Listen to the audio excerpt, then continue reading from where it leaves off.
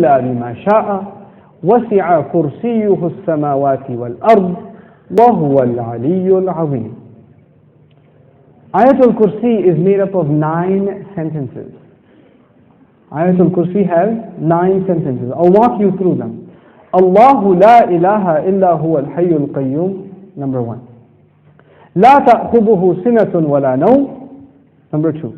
له ما في السماوات وما في الأرض, number 3. What's number 4?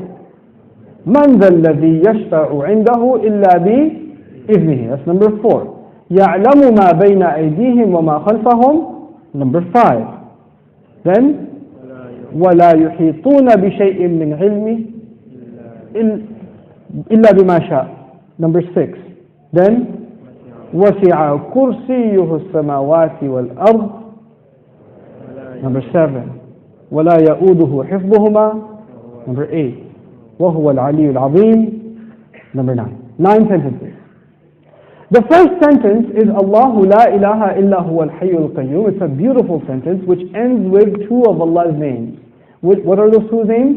Al-hayy, al-qayyum, the living and the source of all establishment. Everything stands and exists and is maintained because of Allah. What's incredible is that the last sentence, sentence number 1, has something in common with sentence number 9, which is وَهُوَ الْعَلِيُّ الْعَظِيمُ. How many names of Allah in the last sentence? 2 names of Allah in the first sentence, 2 names of Allah in the last sentence. Okay. What's the second sentence? Before I go to the second sentence, let me tell you something about security. Security guards have a very hard job. You see those British guys that wear the funny hats at the towers? That can't smirk? That's a hard job. And one of the best jobs for college students. But if you get a if you're in security, you have to sit in your booth. You have to stare at the CCTV for hours and hours. And does it move? It's the same picture. And you have to look at it for 12 hours, 8 hours. It's the most exciting thing you've ever done in your life. What tends to happen when you're guarding something? You tend to get sleepy. You tend to get tired. When you're guarding something, you tend to, you'll see, of course you don't watch movies because you're very religious, but in movies, they have these things called movies, and then sometimes they have an action movie, and the guy's trying to get inside a place, but it has a security guard, but the security guard is, so he grabs him, and he gets inside, because the security guard's getting sleepy. You understand? Okay. Allah Azza wa Jal says about Himself, لا تأخذه سنة ولا نوم. Drowsiness happens when you're tired. Your eyes start kind of closing a little bit. You're not sleeping, but you're kind of half sleeping like that guy over there. I'm kidding. I'm kidding. But you're half sleeping. That's sina. And of course, what happens after that? What's the next step? No. First comes sina. Sina is like, when you go to Jumu'ah, and the khatib says, إِنَّ الْحَمْدَ لِلَّهِ الَّذِي نَحْمَدُهُ. That's sina. Okay? By the time he gets أَيُّهَا الْإِخْوَةُ الْكِرَامِ, that's known. Okay? That's known. Okay, so you know the difference between sina and known. Drowsiness and then sleep. Okay. This is the second sentence. The second sentence is, these are things that creation has. Creation gets tired and it starts getting drowsy and eventually it falls to sleep. Or sometimes you tell yourself, no, I'm just closing my eyes, but I'm not sleeping. Okay, let me just close my eyes for a second. You're gone. You're finished. Okay? Now here's the thing. I know something about sina and noam because I'm a teacher by profession. Right? So, being a teacher is, you might as well do a PhD in sleep sciences or sleep studies, because you see students like, how people check out of a hotel? You can see their brains checking out, like in the middle of a lecture, like.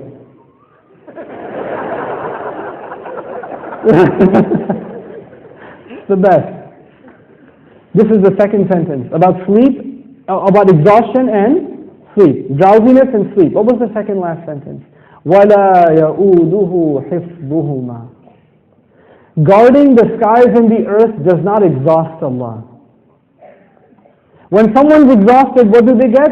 Sina and Naum. The second sentence is actually connected to the second last sentence. لا تأخذه سنة ولا نوم ولا يؤوده حفظهما. He says له ما في السماوات وما في الأرض. He owns whatever is in the sky and the earth. Now before I tell you further, you need to understand the difference between two words, two names of Allah, Malik and Malik. Two names of Allah, Malik and Malik. I hope I can explain this difference to you because it will make you appreciate these ayat like nothing else. Malik is an owner. Malik is an owner. Malik, I already told you today, what is Malik? King. Is there a difference between a king and an owner? Yes. You are the owner of your pen, but you do not say, I am the royal sovereign of this ink pen. You don't do that. That doesn't make a lot of sense. You understand? Owners can be of small things. You can own a car, you can own a computer, you can own a phone, but you're not going to be the king of it. Kingdom is used for big things. Here's another problem. Ownership is about property. It's about property. But kingdom is not about, you're not the king over a tree or the king over a piece of land. You're the king over the people who live in that land. Kingdom is about controlling people. Ownership is about controlling objects. It's different. Now Allah says, لَهُ مَا فِي السَّمَاوَاتِ وَمَا فِي الْأَرْضِ. He owns whatever is in the skies and the earth. What is the ayah about?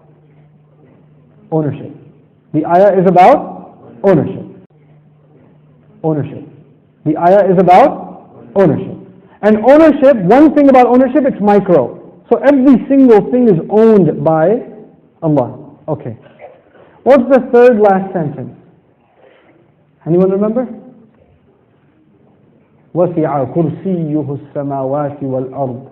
His throne extends to the skies and the earth. When Allah talks about His throne, He's talking about His kingdom. One dimension of control is ownership. The other dimension is kingdom. Both completing the picture. Because if you're just an owner, you're not a king. And if you're just a king, you're not an... Oh, and by the way, let me tell you the difference also. Nowadays in some countries we have kings. You can be the king of an island. But does that mean you own everything in that island? No. Allah is the owner of all things and the king of all things. Both of them are necessary. Just because you own, and by the way, it could be that somebody owns all the property but they're not the king. Is that possible? They own the property but the king is someone else. So they have property ownership but somebody else has authority. Or somebody has authority and no property ownership. But Allah is Malik and He is Malik. The Malik part of Allah's attribute, لَهُ مَا فِي السَّمَاوَاتِ وَمَا فِي الْأَرْضِ. Third sentence. The kingdom of Allah, وَسِعَ كُرْسِيُّهُ السَّمَاوَاتِ وَالْأَرْضِ. Okay.